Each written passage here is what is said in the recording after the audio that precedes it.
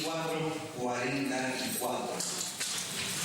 Estas son las palabras que os hablé estando aún con vosotros, que era necesario que se cumpliese todo lo que está escrito de mí en la ley de Moisés, en los profetas y en los salmos. Entonces les abrió el entendimiento para que comprendiesen las Escrituras, y les dijo: así está escrito, y así fue necesario que el Cristo padeciese, se resucitase de los muertos al tercer día, y que se predicase en su nombre el arrepentimiento y el perdón de pecados en todas las naciones, comenzando desde Jerusalén, y vosotros sois testigos de estas cosas. Amén. Así que Jesús muere en la cruz, al tercer día resucita. Y este hecho fue muy difícil de creer, aún para los propios discípulos del Señor. Lo que aconteció alrededor de Jesús no siempre fue sencillo de entender. De hecho, cuando Jesús resucita, les comparte y les dice: es necesario. Lo que ocurrió era necesario. Era necesario que se cumpliese lo que está escrito de mí. Era necesario que el Cristo padeciese y resucitase de los muertos. Y en este pasaje hay una palabra que sobresale, que es la palabra necesario. ¿Sabes? El otro día tuvimos una charla organizada por el Departamento de Ayuda Mutua de la Iglesia acerca de un monedero sin agujero. Y al compartir esa charla, una de las claves, uno de los secretos para que el monedero no tenga agujeros y para que lo que es el monedero alcance es distinguir entre los gastos necesarios y los que no lo son. Por ejemplo, ¿es necesario comer? Claro que sí. ¿Es necesario la medicina? Claro que sí. Pero, ¿comprarme chuches es necesario? ¿Cambiar el modelo de móvil por uno más guay es necesario? No, es un gusto, es un deseo, pero no es una necesidad. Entonces es muy importante distinguir entre lo que es necesario y lo que no es necesario. ¿Saben? Mucha gente se equivoca en el camino de la vida porque no distingue entre lo necesario y lo superfluo. Hay gente que está abocada en alma y cuerpo a cosas que no son realmente necesarias, y las que sí lo son dejadas de lado. Así que tenemos que aprender a reconocer lo que es verdaderamente necesario en la vida, y sobre todo en la vida cristiana. Y Jesús a sus discípulos les enseñó a reconocer las verdaderas necesidades. ¿Sabes? El otro día, hablando con alguien, me dijo algo, comentando, dice: no, lo que pasa es que la alabanza no me llena. Y entonces, claro, yo me quedé pensando y digo: pues mira, el fin de la alabanza no es llenarnos.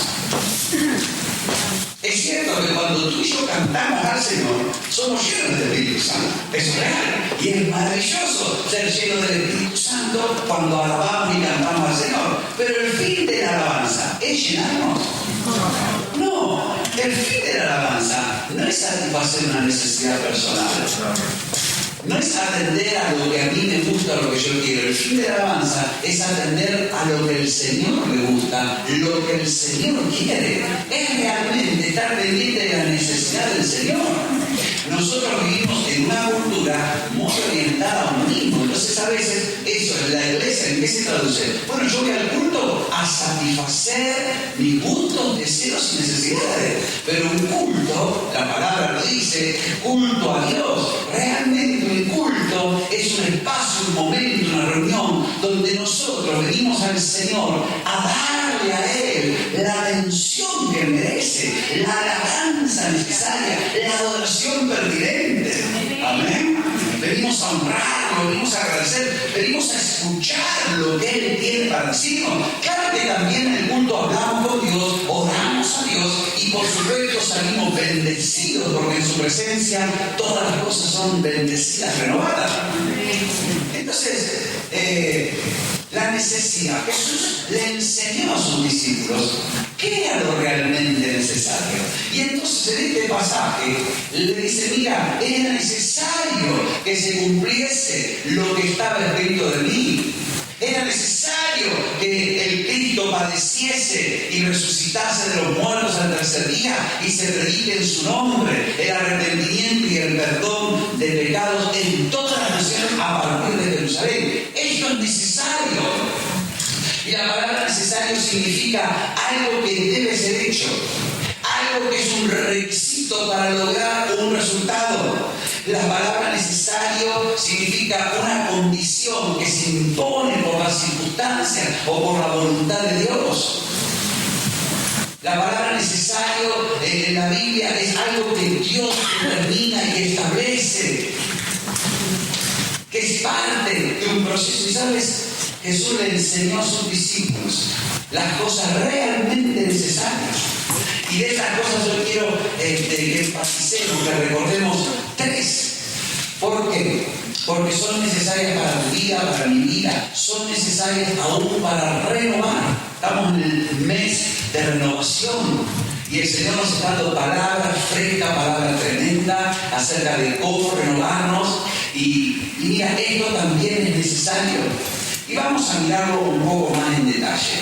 En Lucas 22:7, que es el contexto de todo lo que está ocurriendo, dice, llegó el día de los panes sin levadura, en el cual era necesario sacrificar el cordero de la Pascua. Los judíos recordaban cada año en una fiesta, la fiesta de la Pascua, cómo Dios los había librado de Egipto, cómo Dios los había libertado del yugo de Faraón, cómo los había puesto en libertad a través del sacrificio de un cordero y de untar con la sangre los dinteles de la puerta rumbo a la tierra prometida.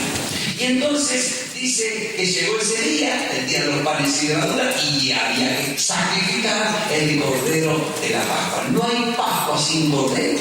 No hay idea, no se podía celebrar una Pascua sin un cordero. Entonces toda la familia judía volvía a coger un cordero, lo sacrificaban tal como Dios decía y celebraban la fiesta de la Pascua. Así que era necesario. Pero Lucas 22:37, quiero que si pueden me vayan siguiendo en la Biblia para ir mirando en contexto de estos versículos.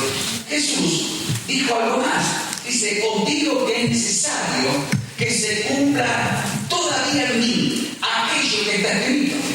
Y el pasaje que menciona Jesús dice, fue contado con los inicuos, porque lo que está escrito de mí tiene cumplimiento.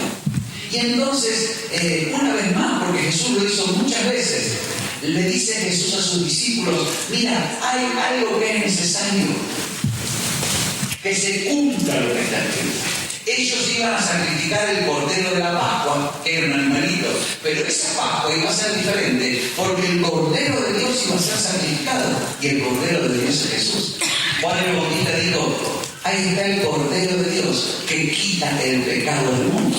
Así que Jesús, en esos días, le dice a los discípulos, es necesario que se cumpla todavía en mí lo que está escrito, porque lo que está escrito de mí tiene cumplimiento. Mira, Lucas 24:25, cuando Jesús encuentra, Jesús resucitado, encuentra a los discípulos tristes, discutiendo en el camino a Emaús, alejándose de Jerusalén, les dice, ¿de qué estáis hablando? ¿Qué pláticas son esas que tenéis entre vosotros? Y yo dije, pero ¿cómo? ¿Usted es el único extranjero en Jerusalén que no sabe lo que ha acontecido? Las cosas, pero ¿qué cosas dice Jesús? De Jesús Nazareno, varón poderoso en palabras y en hechos, que lo han puesto preso, lo han crucificado, no sabemos qué ha ocurrido con él. Ellos estaban tristes, discutiendo de las cosas que habían ocurrido. Y Jesús le dice en el verso 25 de Lucas 24, dice, insensatos y tardos de corazón para creer todo lo que los profetas han dicho. No era necesario que el Cristo padeciese estas cosas. No era necesario que entrara en su gloria. Y comenzando desde Moisés, o sea, arrancó desde Génesis, y y siguiendo por todos los profetas, les declaraba en todas las escrituras lo que de él decían las escrituras. Yo no sé cómo habrá hecho el Señor, porque hay menciones de Jesús desde Génesis a Malaquías, hay miles, y Jesús comenzó a declarar lo que estaba escrito. Posteriormente los discípulos van a decir: no ardía nuestro corazón en el camino cuando nos hablaba y nos abría la escritura. Dice la Biblia que cuando Jesús comenzó a declarar lo que de él decía la Biblia, a los discípulos que no lo estaban reconociendo porque pensaban que era un forastero, les empezó a arder el corazón. Y sabes una cosa, hay algo que es curioso, que cuando tú y yo volvemos a la Biblia, cuando tú y yo comenzamos a leer la Biblia y comenzamos a descubrir a Jesús en la Biblia, algo ocurre en nuestro interior. El fuego que estaba amortecido comienza a arder con más fuerza. La chispa que estaba a punto de acabarse comienza a encenderse de nuevo. Los discípulos no veían a Jesús, aunque venían delante. Estaban tristes, discutiendo entre ellos, no podían percibir a Jesús. Aunque Jesús estaba caminando a su lado, aunque Jesús estaba hablando con ellos creían que era un forastero. Y Jesús le dice: ¿qué insensatos? ¿Qué lento estáis para creer todo lo que los profetas han dicho? Entonces comienza a decirle: mira, dice Génesis capítulo 3, verso 15, la simiente de la mujer herirá a Satanás en la cabeza. Y comenzando desde Génesis, él les declaró horas hablando, le dice a los discípulos, dice: uy, no entendíamos, pero nos ardía el corazón. Y sabes una cosa, nada mejor que la Escritura para hacer arder nuestro corazón. Nada mejor que la Biblia para mantener el fuego de nuestra vida encendido. Algo ocurre cuando abrimos la Biblia. El Espíritu Santo comienza a hablarnos a través de esta palabra y comenzamos a escuchar la voz del Señor. Algo comienza a sacudirse en nuestro altar. Las cenizas comienzan a ser quitadas y el fuego de Dios comienza a ser avivado cuando tú y yo leemos la Escritura, porque Jesús dijo: todo lo que está escrito de mí tiene cumplimiento. Aleluya. Dice en Juan 8:31, Jesús le dijo: si vosotros permaneciereis en mi palabra, seréis verdaderamente mis discípulos. ¿Sabes una cosa? Cuando Jesús expuso la palabra, expuso la Escritura, la Biblia, este libro, 66 libros inspirados por el Espíritu Santo de Dios a lo largo de 1600 años. Este libro, que aunque muchos dicen que no, que está escrito por hombres, nadie ha podido demostrar lo contrario. Este libro, a través del cual tú y yo oímos al Señor, a través del cual tú y yo podemos recibir del Señor revelación, iluminación, alimento, vida, sanidad. ¡Aleluya!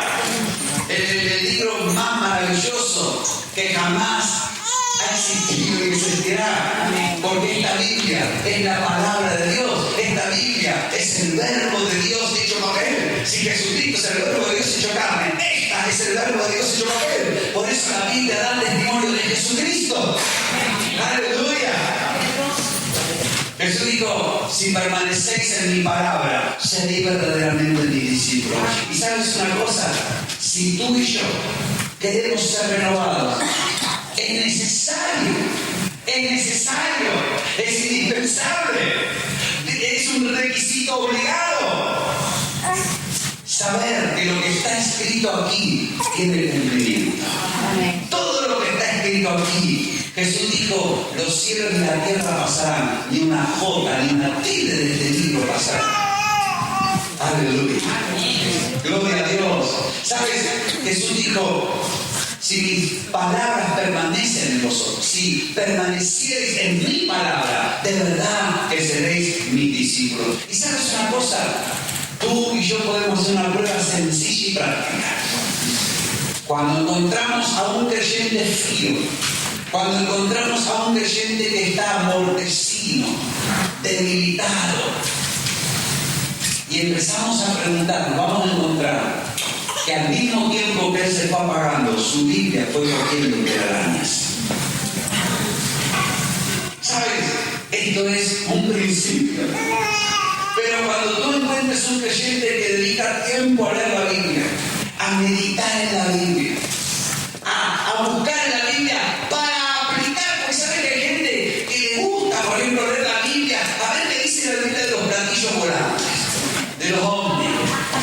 Y bueno, es respetable esa investigación, pero la Biblia no fue escrita para decirme si hay ovnis o no. La Biblia fue escrita para decirme que Dios existe, me ama, me salva, Él se hizo hombre, se llamó Jesucristo, vivió y murió por mí y resucitó para darme vida, para darme propósito, para darme plan, para llevarme a su presencia por la eternidad. La Biblia es un libro escrito para salvación. ¿Sabes? En la Biblia hay geografía, en la Biblia hay antropología, arqueología, historia, economía. Hay mucha sabiduría metida en este libro, pero eso no fue escrito para hacernos más inteligentes, sabiondos en los temas de la vida. Este libro fue escrito para salvación. Este libro fue escrito para ser libres del pecado, la muerte, del diablo y herederos de vida abundante, de vida eterna. ¡Aleluya! ¡Gloria a Dios! Y sabes, cuando encuentras una persona que busca, medita día y noche en este libro, cuando encuentras una persona que se ocupa, que es reverente, que lee este libro con hambre, con disposición, te vas a encontrar que es una persona que le abre el corazón. Te vas a encontrar que es una persona que es un discípulo de Jesucristo. Amén. Por eso dice la Biblia, medita día y noche en este libro, para que hagas conforme a todo lo que está escrito en él, porque entonces harás prosperar tu camino, todo te saldrá bien. Amén. Si te pregunto, ¿cuánto tiempo estás invirtiendo por día en este libro? Tu respuesta te indicará tu temperatura espiritual. Tu respuesta nos revela cuán avivado estoy yo. Y si voy camino a la renovación o camino al desguace espiritual. Hay que coger la Biblia, hay que sacarle el bolsillo, hay que tenerla gastada la Biblia, no nueva como recién salida de fábrica. Hay que leerla de tapa a tapa, es necesario. Hay que hacer bien. Mira, hermano, no digas, yo no tengo tiempo para leer la Biblia. No es cierto. Es mentira, desde ya te lo digo, es mentira. Porque, por ejemplo, tú inviertes tiempo en comer es bueno, pero los bichetines que tienes acá en la cintura no son tan buenos. Y tú dices, ay, yo quiero ser libre de los bichetines. Pues vale, ayuna y lee la Biblia. La Biblia te alimenta pero no te engorda. La Biblia te da vida espiritual y no te da colesterol ni diabetes. La Biblia es salud pura de parte del Señor. ¡Aleluya!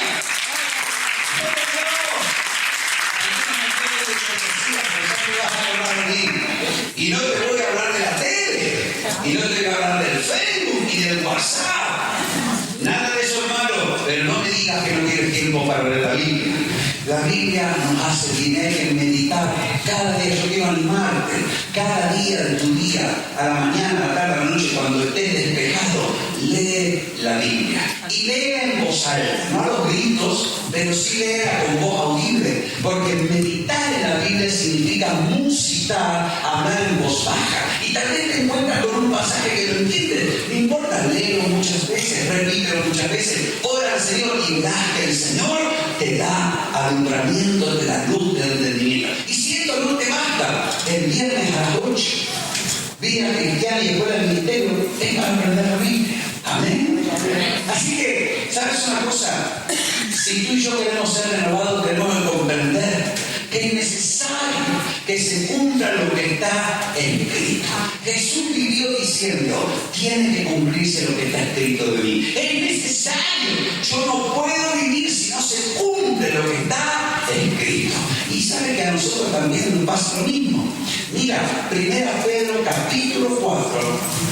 Santiago 1:25 dice, el que mira atentamente la perfecta ley de la libertad, y persevera en ella, no siendo un oidor olvidadizo, sino un hacedor de la obra, este es bienaventurado en todo lo que hace. ¿Sabes una cosa? Cuando tú y yo miramos la palabra de Dios atentamente, como una ley de libertad, como una ley de bendición, como la ley de Cristo. Quiero dar un ejemplo práctico. Algunos hermanos cogen, por ejemplo, 1 Tesalonicenses 5, creo que es 16. Y hay un versículo que dice, orad sin cesar. Y ese versículo desanima al más valiente. Porque dice, sí, la Biblia dice que hay que orar sin cesar. Hoy voy a orar sin cesar. Y justo ese día te olvidas de orar. Entonces, hay hermanos que ya no quieren leer la Biblia porque dicen, no me quiero enterar de lo que no puedo hacer. Pero cuando tú y yo leemos la Biblia así, la leemos equivocadamente. Porque la Biblia no se trata de a ver lo que yo puedo o lo que yo no puedo, lo que yo soy capaz o no soy capaz. La Biblia se trata de leerla para saber lo que Jesucristo es capaz de hacer en mi vida cuando creo en Él. Aleluya. Así que si la Biblia dice orar sin cesar y yo lo leo, yo puedo decir, Señor, por mí mismo no puedo orar ni 5 minutos, pero tú en mí vas a ser capaz y apto de orar sin cesar. Y te vas a descubrir orando mientras estás en el baño, mientras te estás duchando, mientras conduces, te vas a descubrir orando mientras cocinas, porque sabes una cosa, la Biblia es el espejo que te muestra lo que Jesucristo es capaz de hacer en tu vida. Amén. Así que hay que descubrir lo que el Señor puede hacer en nuestra vida leyendo la Biblia.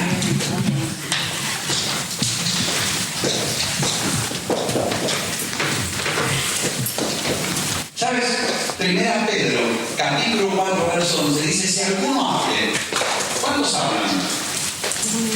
No me mientas, no levantaste la mano, que está diciendo que eres mudo. ¿Cuántos hablamos? Aleluya, con los dos manos, uno como el mandato, todos quieren. ¿Sabes? Dice, si alguno hable conforme a las palabras que Dios da. ¿Para qué? Para que todo se vea glorificado por medio de Jesucristo. La Biblia dice, mira atentamente la perfecta ley de la libertad para ser un hacedor de la obra y vas a ser bienaventurado en todo lo que hagas. Te va a ir bien en todo lo que hagas. Y si abres la boca, habla conforme a la palabra que Dios da. Habla conforme a la palabra que Dios da. Habla conforme a la palabra que Dios da. A Pedro le reconocieron que estaban con Jesús por la manera de hablar.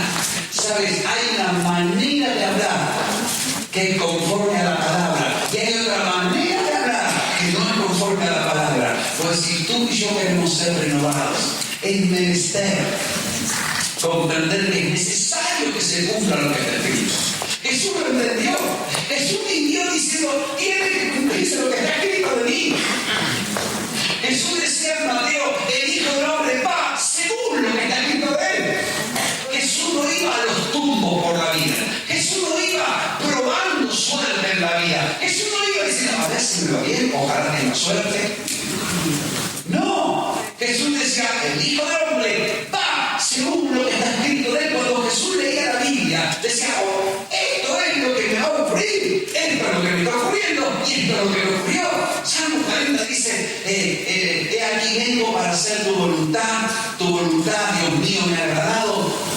En el rollo del libro está escrito de mí y tu ley está en medio de mi corazón. ¿Y sabes una cosa? Cuando nosotros leemos la palabra de Dios, tenemos lámpara en nuestro camino, tenemos lumbrera a nuestros pies. Amén. Sabemos de dónde venimos, sabemos dónde estamos, sabemos dónde vamos, porque tenemos una luz que nos alumbra, que es la palabra de Dios.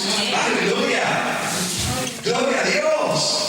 Mira, necesitamos comprender que es necesario vivir conforme a la Escritura, a la palabra profética más segura que hay, que es esto. 1 Pedro, ¿qué versículo? ¿Qué capítulo? 2, verso 19 dice, tenemos también la palabra profética más segura. ¿Sabes? Es lindo recibir una profecía. Qué lindo cuando alguien viene y realmente tiene una profecía de Dios, cómo me anima, cómo me estimula, cómo me despierta. Pero también el profeta puede equivocarse. sin mala voluntad. Pero tenemos la palabra profética más segura, a la cual hacemos bien en estar atentos. Porque es como una antorcha que nos alumbra en un lugar oscuro hasta que el día salga y el lucero de la mañana que Cristo amanezca en nuestros corazones. La Biblia dice que cuando tú y yo estamos atentos a la palabra escrita, la noche se va y viene la luz de Cristo. Cuando estamos atentos a esta Biblia, algo ocurre, las tinieblas se van, los pensamientos se aclaran, el consejo de Dios viene y el lucero de la mañana sale en nuestros corazones. Cuando tú y yo estamos atentos a la palabra porque decimos es necesario que se cumpla lo que está escrito de mí en esta palabra, algo ocurre, el corazón arde. Eres bienaventurado en todo lo que haces. Eres discípulo de Cristo. Y la luz de Cristo amanece en tu vida. ¡Gloria a Dios!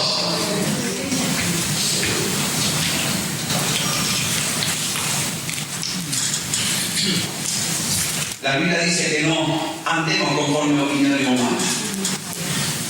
Dice, no seas sabio en tu propia opinión. Teme al Señor y apártate del mal. Hermano y hermana, cuando te pregunten qué opinas, yo te aconsejo que digas lo mismo que dice un amigo mío. Mi opinión no es importante. Si hay una opinión importante, esa es la de Dios. Amén. No seas sabio en tu propia opinión. A mí me parece, yo pienso, es que yo creo, es que yo siento, es que yo lo veo. No es importante para ser sabio. ¿Quieres ser sabio? Busca la palabra de Dios. De sus mandamientos, decía el salmista, yo quiero sabiduría. A mí las cosas me pueden parecer color verde, color rosa, color negro, pero no importa lo que yo piense, lo que yo vea, importa lo que el Señor dice de esa situación. El fruto del árbol del bien y el mal parecía deliciosamente rojo, apetitoso, verde, naranja, qué sé yo qué color tenía, pero finalmente fue muerte. La muerte de Jesucristo pareció el día más negro para los discípulos, pero fue el día más glorioso para la humanidad. No seamos sabios en nuestra propia opinión. 1 Corintios capítulo 4, versos 2 al 4, Pablo dice, les hemos dado ejemplo en nosotros, para que nosotros aprendáis a no pensar más de lo que está escrito. No sea que colgamos a de uno, o se manejáis uno contra otro, hermano y hermana. Si compras un libro en la librería amiga, que no sé si habrá pagado la publicidad de eso, o fue gentileza del multimedia. Cuando leas un libro, por más cristiano que sea el autor y cristiano el editorial y cristiano, fíjate que el libro diga lo que está escrito en la palabra. Y si encuentras que el libro dice cosas que no están en la palabra, déjalo pasar. Porque la Biblia dice que aprendamos a no pensar más de lo que está escrito. Por ir más allá de la escritura, se han levantado sectas, se han levantado divisiones, contiendas.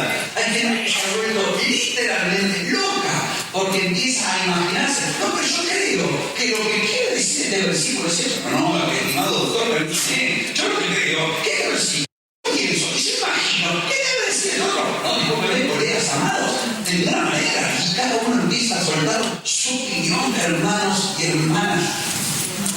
La única opinión que realmente nos puede cambiar la vida con seguridad es la de Jesucristo, nuestro Señor, nuestro Maestro, nuestro Salvador. Un aplauso al que lo sabe todo. ¡Aleluya! ¡Gloria a Dios!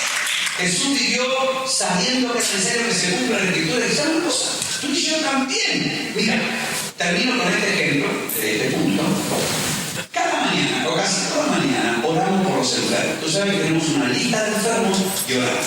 También quiero decirte que si pediste oración por una persona que está enferma, tenga la gentileza de informarnos si se murió o si está sana. Porque a veces encontramos orando por gente que está sana, y a veces oramos por gente que ya murió. Entonces, para no perder tiempo, pues ay, hermano, pido oración por Anastasio Coco. Y ahí nosotros oramos, Señor, toca Anastasio. Y Anastasio ya pasó mejor. O ya está sana. Entonces, cuando piden que la gente a informarnos a ver cómo va. ¿Estamos de acuerdo?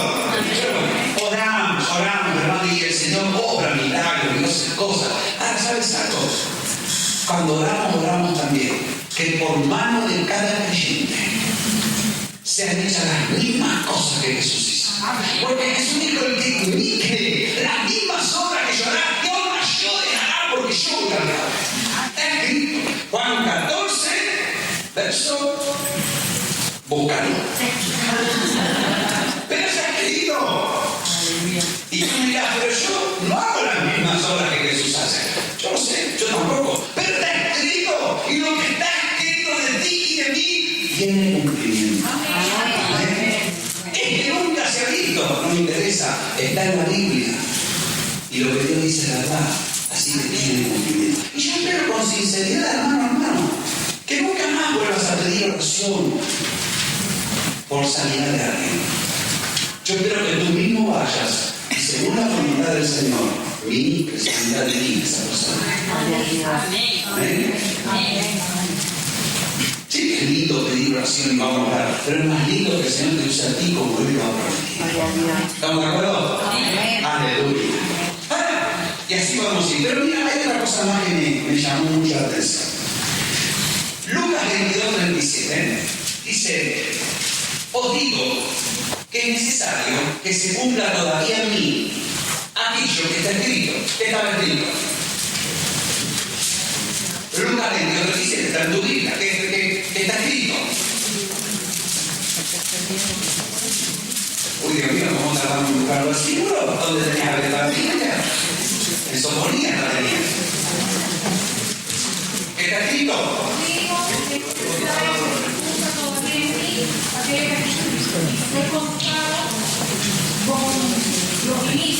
No, inicuos. ¿Qué son los inicuos, hermanos? Ay, Dios, malos, los bichos, los desgraciados, todas estas cosas. Y dice Jesús: es necesario que se cumpla en mí lo que está escrito. Y lo que está escrito, ¿qué habíamos dicho? Que es necesario que se cumpla todo lo que está. ¿Qué habíamos dicho así? Que es necesario que se cumpla en nosotros todo lo que está. ¿Estamos de acuerdo con eso? ¿Estás de acuerdo que se cumpla en mí todo lo que está escrito? ¿Estás seguro? Ahora Jesús dijo: mira, hay algo que está escrito, que seré contado con los delincuentes, los malhechores, los desgraciados, los perversos, los bichos y otras cosas. Fue contado con los inicuos. Y en Lucas 24:6 dice: aconteció, acordaos de lo que habló, cuando aún estaba en Galilea, diciendo: es necesario que el Hijo del Hombre sea entregado en manos de hombres pecadores y que sea crucificado. Acompáñenme a Lucas 24:26, por favor. Dice: no era necesario que el Cristo, que dice tu Biblia, padeciera estas cosas. Una y otra vez, Jesús, el ángel, y la Biblia dice: era necesario que Jesucristo padeciera lo que padeció. Tenía que padecer. Jesús no podía hacer lo que vino a hacer sin pasar por el sufrimiento. Ahora, ¿a quién le gusta sufrir? ¿Hay alguno aquí que le guste sufrir? ¿Podemos ayudarle? Vamos a la paliza. Sin embargo, a nadie nos gusta sufrir. Es algo que va contra la naturaleza. Cuando alguien dice que le gusta sufrir, dice: uy, este tipo es un masoquista, tiene un problema mental, encuentra placer sufriendo. Todo mal. Pero ¿sabe que Jesús dijo: es necesario que padezca? Es necesario que el Hijo del Hombre sea entregado en manos de hombres pecadores. No que caiga en manos de hombres justos, porque mira, si tú caes en manos de hombres justos, qué lindo, ¿no? Dice: oiga, voy a un juicio, pero el juez es incorruptible, el fiscal es honesto y mi abogado también. Yo voy tranquilo. Ahí le van a hacer justicia. Pero si le dicen: vas a juicio, el juez está vendido, el fiscal es un truán y tu abogado el peor de los tres. ¿Tú cómo vas al juicio? Te van y se si inocente me hacen pagar. Jesús fue entregado en manos de hombres pecadores. El Mesías, el Salvador, el Señor, el hacedor de milagros, el maestro de las multitudes, el consolador de su generación, el hombre más santo que jamás existió ni podrá existir, el que dio luz a los que estaban en tinieblas, El que sacó de las garras del diablo al Gadareno, a María Magdalena y a tantos otros. El hombre que hizo milagros, prodigios y señales. El hombre que le enseñaba a la gente a vivir mejor. El hombre que ponía a la gente en contacto con Dios. Fue entregado en manos de perversos. Cayó por el anticipado consejo de Dios en manos de sus propios enemigos. Y Jesús dijo: es necesario que el Hijo del Hombre sea entregado en manos de hombres pecadores y que sea crucificado. Y en Lucas 24 al 26 le dice a los discípulos: no era necesario. ¿Por qué se sorprenden de lo que ha pasado? Los discípulos estaban discutiendo en el camino de Maús. ¿Qué ha pasado? ¿Cómo puede ser? Pero no era él, no era él el Mesías, pero lo han matado. No era él, Jesús Nazareno, varón poderoso en palabra, pero lo colgaron en una cruz. Pero no era él un hombre santo, sí, pero dice que fue culpable. Estaban discutiendo. No les entraba en la cabeza de que el Señor Jesús tenía que sufrir. Y sin embargo Jesús dice: es necesario. Tenía que ser así.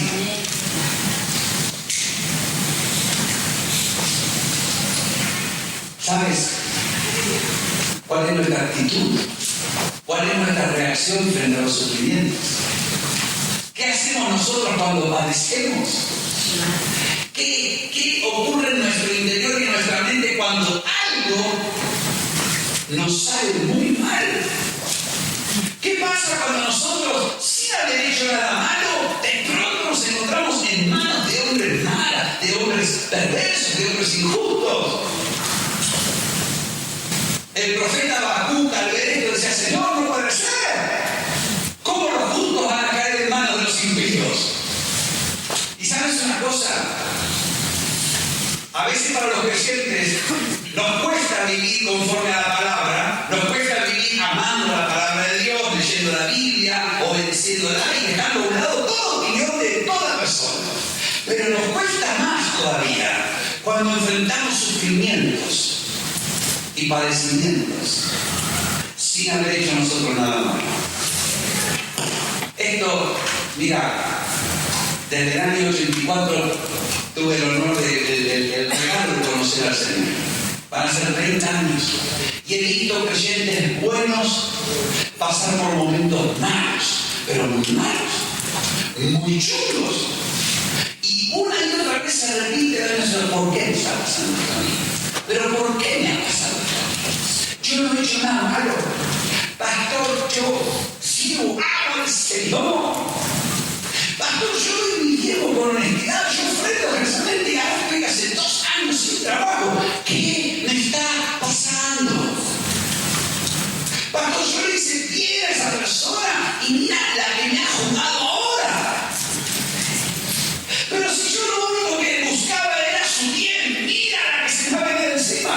Y una y otra vez se produce esa especie de cortocircuito espiritual. Y a veces el creyente entramos en un momento de desánimo, porque no, decimos, no entiendo, no me entra en la cabeza, ¿cómo me puede estar pasando esto a mí? Tenía un amigo, Raúl Salazar,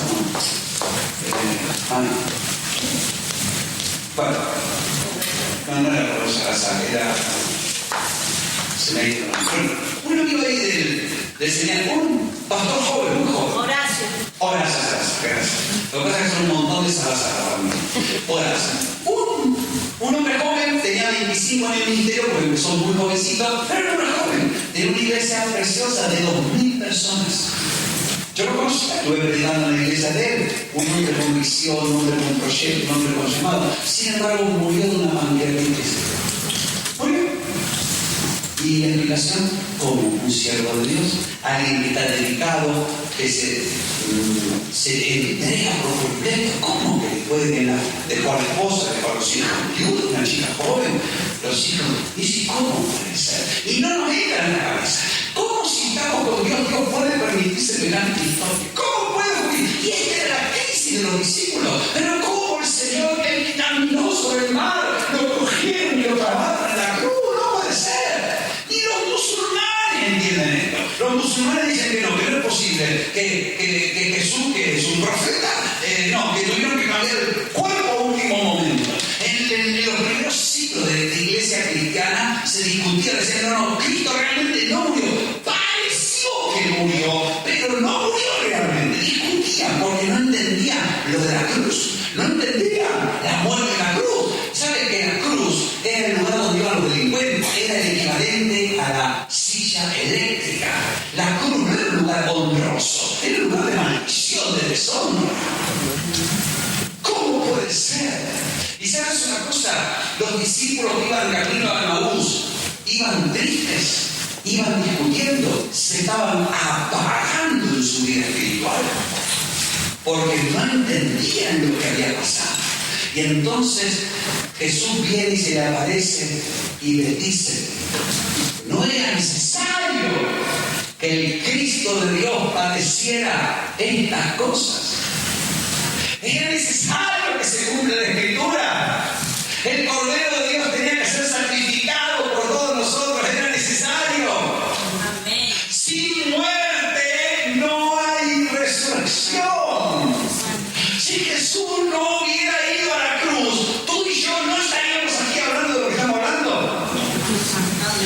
Por eso cuando Pedro dijo, maestro, que en ninguna manera te vayas a morir, ten compasión de ti mismo. Señor, ¿cómo tú vas a morir en la cruz como un delincuente? Tú tienes que morir con un funeral en toda regla, con la prensa y la televisión, como las grandes personalidades, no como un delincuente ahí.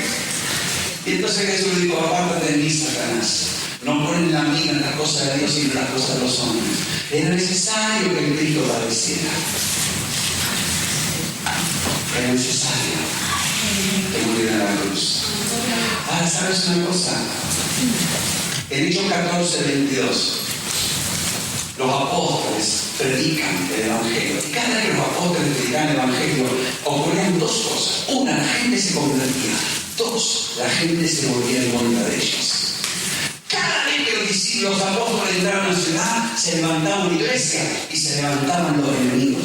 Los apedreaban, los apaleaban, los metían presos. Siempre pasa eso. Y ahora, ¿sabes una cosa? En Hechos 14:22 dice que después de haber sido maltratados por predicar a Cristo, Pablo y Bernabé dice, confirmando los ánimos de los discípulos, exhortándoles a que permaneciesen en la fe y diciéndoles, es necesario que a través de muchas tribulaciones entremos en el reino de Dios. ¿Saben? La iglesia primitiva, una iglesia marcada por esta idea, es necesario que a través de las tribulaciones entremos en el reino de Dios. Los primeros creyentes que vivieron milagros sorprendentes, los primeros creyentes que vivieron la gloria del Señor, eran creyentes que entendían que había que sufrir por causa del Señor, que podían sufrir por causa del Señor, que podían ser muertos por causa del Señor. Ellos tenían incluido en su paquete de cristianos evangélicos, puedo morir por causa del Señor. Pero sabes, hoy en día, los creyentes evangélicos, esa parte del paquete no la queremos. Yo quiero ser creyente evangélico porque soy salvo, Dios me perdona, el Señor me consuela, Él está conmigo, Él me ama, Él me levanta, Él me acompaña, Él tiene la vida eterna. Pero yo no sufro por el Señor. Pero sufrir, no. Él viene a limpiarme, a librarme. Claro que el Señor viene a librarnos de muchos dolores y sufrimientos por causa del pecado. Pero hay dolores y sufrimientos de los cuales el Señor no nos libra porque son parte de los padecimientos de Cristo. Esteban, lleno del Espíritu Santo, hacía grandes señales y prodigios en medio del pueblo. Y todos estaban atentos. Pero vinieron los judíos y lo acusaron y lo sacaron fuera de la ciudad para ejecutarlo con un juicio sumario, para apedrearlo. Y él les predica, y el sermón de Esteban es uno de los mejores mensajes del Nuevo Testamento. Y él termina viendo la gloria de Dios y a Jesucristo de pie en el cielo. Sin embargo, es apedreado hasta morir. Sin embargo, un joven llamado Saulo, que cuidaba la ropa de los que le apedreaban, y que encabezó una gran persecución después de esto, hasta el punto que todos tuvieron que salir escopeteados de Jerusalén. Ese Saulo fue el apóstol Pablo. Y si tenemos que pensar que hay un fruto de la muerte de Esteban, la Biblia nos dice que Saulo fue fruto de su muerte. Y hermanos, dice en 1 Pedro 4, 1 y 2, puesto que Cristo ha padecido por nosotros en la carne, vosotros también armados del mismo pensamiento. El que ha padecido en la carne terminó con el pecado para no vivir el tiempo que resta en la carne, según los malos deseos de los hombres, sino según la voluntad de Dios. Amados, no os sorprendáis del fuego de prueba que os ha sobrevenido, como si alguna cosa extraña os aconteciese. Hombre, ¿cómo me está pasando esto? ¿Pero qué está pasando? ¿Pero por qué me está pasando esto a mí? Dice la Biblia, gozaos, porque soy participante de los padecimientos de Cristo, para que también en la revelación de su gloria os gocéis con gran alegría. Dice, escúchame, si pasa alguna cosa rara, no pierdas de la calma, no pierdas la paz, no te sorprendas. Gózate. ¿Cómo me voy a gozar? Dice, porque sos participante de los padecimientos de Cristo. Cuando tú y yo sufrimos sin haber hecho nada malo, estamos participando de los sufrimientos de Cristo. Y dice la Biblia que si participamos de los sufrimientos de Cristo, bienaventurados somos. Dice, si eres vituperado, si te insultan y menos bonito te llaman de todo por el nombre de Cristo, soy bienaventurado porque el glorioso Espíritu de Dios reposa sobre vosotros. Gloria a Dios. Ninguno padezca como homicida, ninguno padezca por pecar, ninguno padezca por meter la pata. Pero si alguno padece como cristiano, no se avergüence, glorifica a Dios por eso. Ahora, hermano, hermana, uno de los motivos por los cuales los creyentes nos apagamos en la vida cristiana es porque nos pasan cosas malas que no entendemos. Y entonces el cerebro entra en conflicto, dice, como yo voy a la iglesia, yo he hecho todo bien y a mí me va mal. Yo conozco gente que ha dicho en otras palabras, pastor, no voy más a la iglesia, porque desde que voy a la iglesia estoy peor que nunca. Me he enfermado, me han dejado sin trabajo, se me ha muerto un familiar muy querido. Y yo le respondo, yo tengo una respuesta clarísima para eso. Le digo, mira, lo que tú no te das cuenta es que el Señor, antes que te pasan todas estas cosas, vino a cogerte de la mano para que cuando te pasen, enfrentes la tormenta de la mano de Él.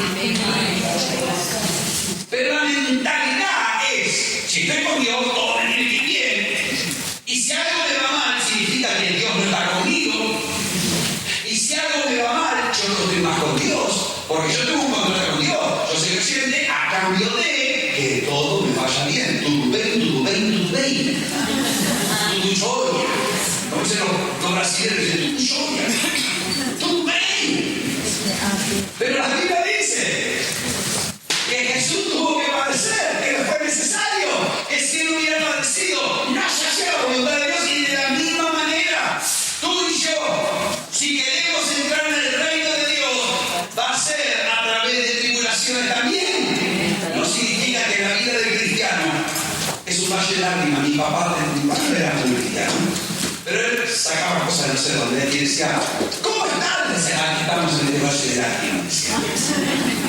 Era gente, decía poco, pero eso es otra cosa, que les hace cristiano sufrir todo el tiempo. Entonces, son de la familia Luchetti, siempre con luchas. Aquí estamos, con luchas. No es así. La vida cristiana tiene base de sobre y de muerte, pero también tiene banquetas con el Señor.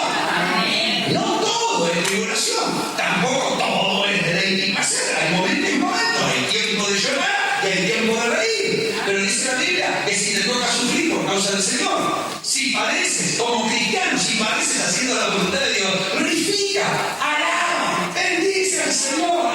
Espíritu Santo está sobre tu vida. Pero hermano y hermana, estamos en un tiempo de tanta comodidad que hay gente que no se congrega teniendo la iglesia a 200 metros. Es que tengo un tironcito acá. El pastor Guillermo Sebastián, que un día nos dio una lección, dice gente que me dice, pastor, mira que algo siento mal. Y entonces dijo el pastor Guillermo Sebastián, está acabado, y yo le respondo, pues yo terminé con 40 grados de fiebre. Pero qué cosa, cuando terminé el desgaste me había dado la fiebre. Hermana, fíjate una cosa, que cuando tú y yo estamos activados, no nos importan los sufrimientos. Pero cuando tú y yo estamos mortecinos, a todos les encontramos pega. Todos, no, el acento es demasiado reclinado. No, el color amarillito de la pared me choca. Y nos volvemos muy quisquillosos. No queremos nada que nos moleste, queremos que nos sumerjan en baños, aceite, leche, flores y cremas. Y eso significa que nos estamos muriendo espiritualmente. Recuerdo un día que fuimos con jóvenes de 5 iglesias a hacer un evangelismo y fue en Lucena y la iglesia estaba en construcción. Y entonces los baños estaban sin solería, sin alicatado, apenas estaba el váter y entonces las chicas del grupo entraron a cambiarse para el evangelismo y vamos a evangelizar y vamos a conquistar naciones y vamos a generar avivamiento y predicando el poderoso y glorioso evangelio del Cristo de Dios. Y la chica dijo, ay, en ese baño yo no me cambio.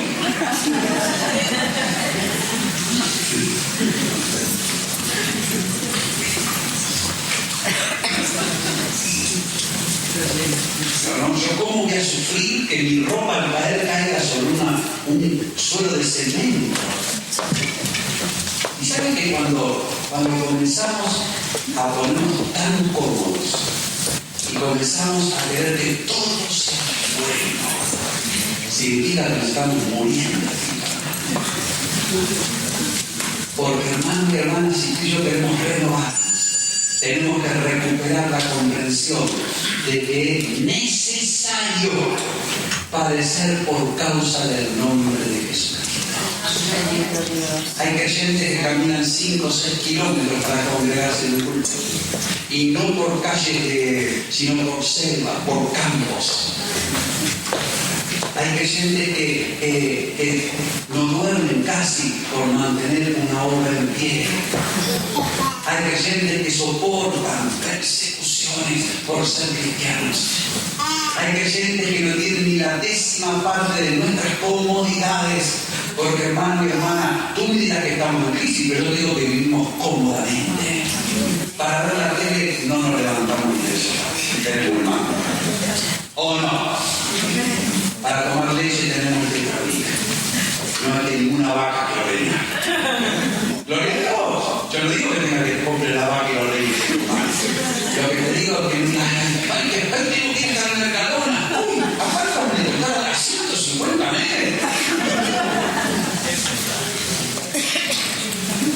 El otro día en el Tesorillo había junto el mar y fueron los héroes, nuestra cuadrilla, la brigada especial y habían metido el pica pica hasta donde no podía.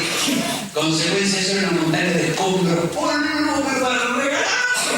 De paso digo que si alguna vez me quiere ayudar al Tesorillo a limpiar bien la casera. Luego de este aviso comercial. Entonces, ¿qué? ¿Hacemos culto o no hacemos culto? Porque el local es de Chinaco, está Chinaco, está cuajo. Vamos a comprar vino. Mañana el local estará mejor.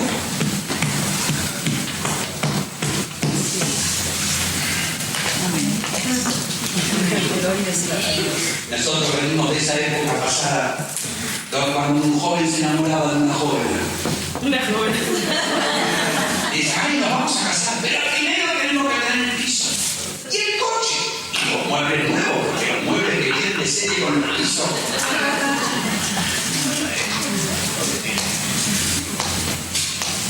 Y entonces yo pregunté a la generación que pasó. Me empecé a preguntar a los padres, oye, ¿tú cuándo te casaste? Ah, nosotros alquilamos una habitación. Pusimos un colchón en el suelo y empezamos. Y la generación anterior empezó así la vida, alquilando con muebles prestados, Pero luego viene esta generación que si no tenía el palacete, no se casa, no, pero ¿cómo voy a casar sin lavadora nueva? Claro, con esa cultura nos metieron letras de hipoteca hasta reventarnos. Pero ¿cuál es la idea? Tú tienes no tener que sufrir. ¿Cuántas hermanas lavaron pañales de tela? Hay participa coleando, nadie se coleó. Gloria a Dios por los dos, gloria a Dios, yo no digo que hay que volver al pañal de tela, pero mira, que yo hijo lavando el pañal de tela y riéndolo de esa historia. Hermano, yo no digo que no le dan que lo que quiero decir que si tú y yo queremos avivarnos, debemos recordar que vamos a sufrir por causa de Cristo y seguimos sufriendo por causa de Cristo. ¡Gloria a Dios! Estoy sufriendo por causa de Cristo.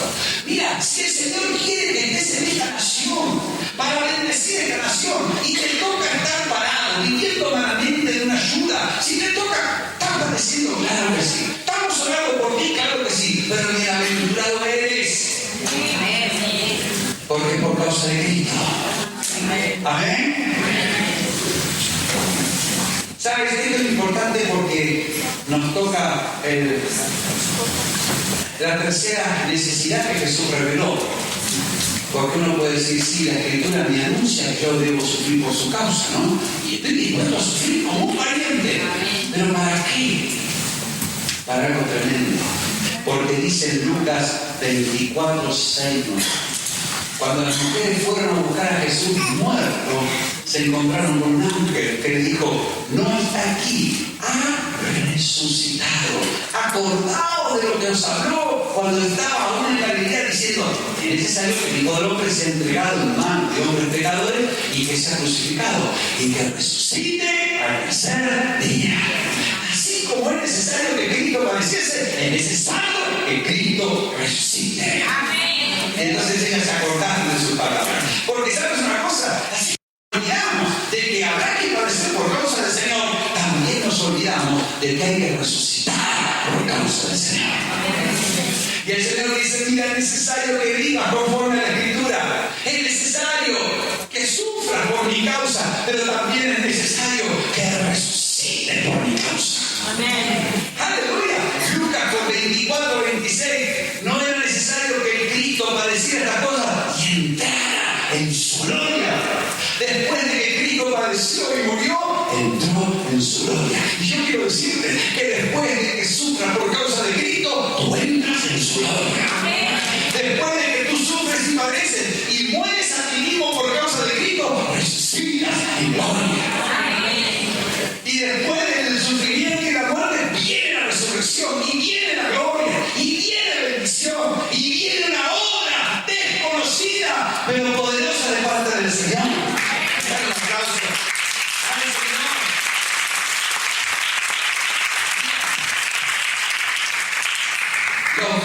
Pablo dice, 2 Corintios 1:8, dice, hermanos, en Asia nos sobrevivió una tribulación que perdimos la esperanza de conservar la vida. Pero tuvimos esa descendencia de muerte para no confiásemos en nosotros mismos, sino en el Dios que resucita a los muertos, el cual nos libró, nos libra y en quien esperamos que aún nos librará de tan grande muerte. ¿Sabes? Los primeros cristianos estuvieron a punto de morir. Y Dios lo permitió para que aprendan a confiar, no en ellos mismos, sino en el Dios que levanta a los muertos.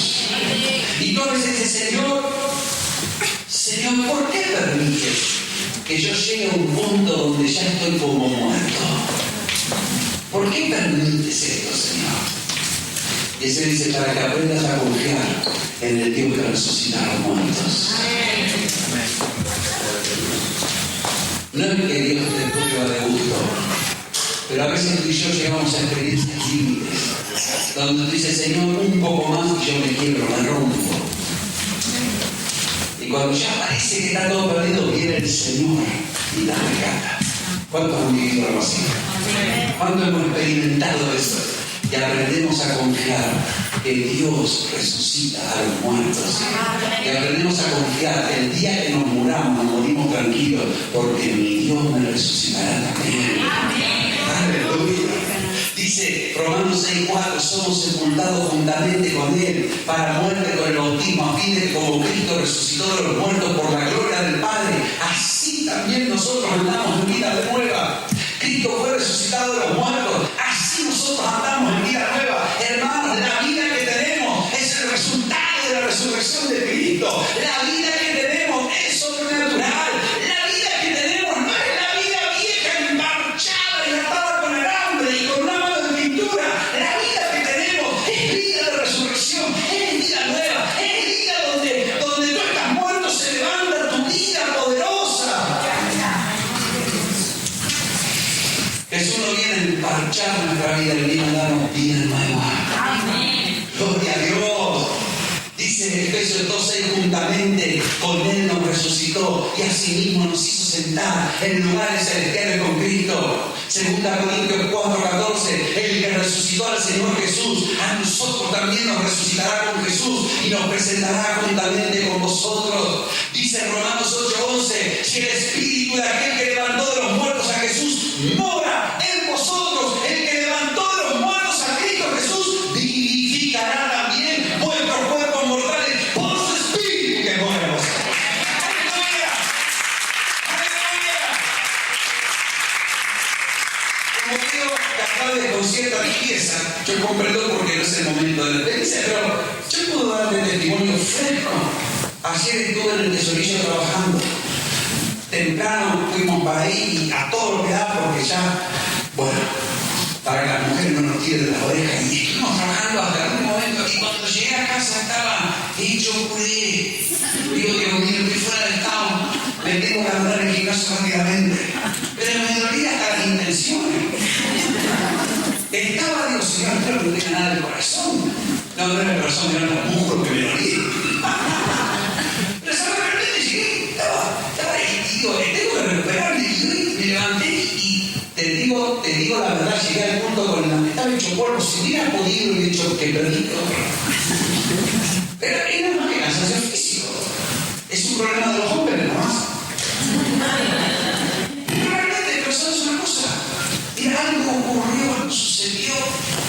Cuando subí y pisé aquí, algo ocurrió en mi vida. Y no te tengo que explicar porque tú lo has visto, yo lo he visto, tú lo has visto. Y así como tú veías, yo veía. ¿Cómo puede ser?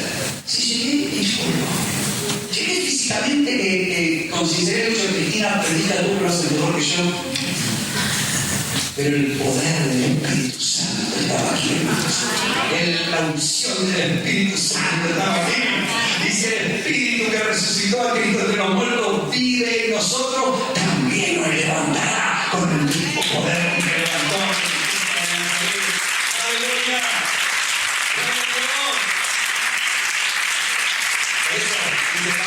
Estas tribulaciones son leves y momentáneas y producen en nosotros un cada vez más excelente eterno peso.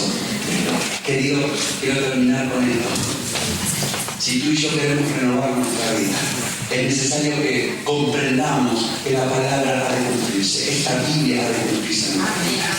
Lo que no está escrito aquí, no, pero lo que está escrito aquí, sí. Y quiere decir que habrá sufrimiento por ser cristiano, sí.